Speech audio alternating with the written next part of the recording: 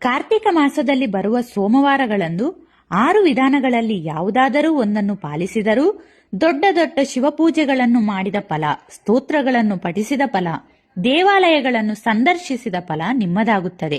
ಸ್ನೇಹಿತರೆ, ಈ 6 ವಿಧಾನಗಳು ಯಾವುದಪ್ಪ ಅಂದ್ರೆ, ಒಂದನೆಯದು ಉಪವಾಸ, ಅಂದ್ರೆ ಕಾರ್ತಿಕ ಸೋಮವಾರಗಳಂದು ದಿನಾಪೂರ್ತಿ ಉಪವಾಸವನ್ನು ಆಚರಿಸುವುದು.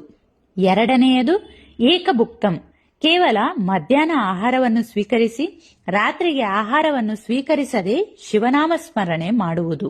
ಮೂರನೆಯದು ನಕ್ತಂ, ಅಂದ್ರೆ ಹಗಲು ತಿನ್ನದೆ ಶಿವನಾಮ ಸ್ಮರಣೆ ಮಾಡಿ ರಾತ್ರಿಗೆ ಆಹಾರವನ್ನು ಸ್ವೀಕರಿಸುವುದು. ನಾಲ್ಕನೆಯದು ಆಯಾಚಿತಂ. ಆಯಾಚಿತಂ ಅಂದ್ರೆ ನೀವು ಆಹಾರಕ್ಕಾಗಿ ಪ್ರಯತ್ನಿಸದೆ ನಿಮಗೆ ಯಾರಾದರೂ ತಿನ್ನಲು ನೀಡಿದರೆ ಅದನ್ನು ತಿನ್ನುವುದು.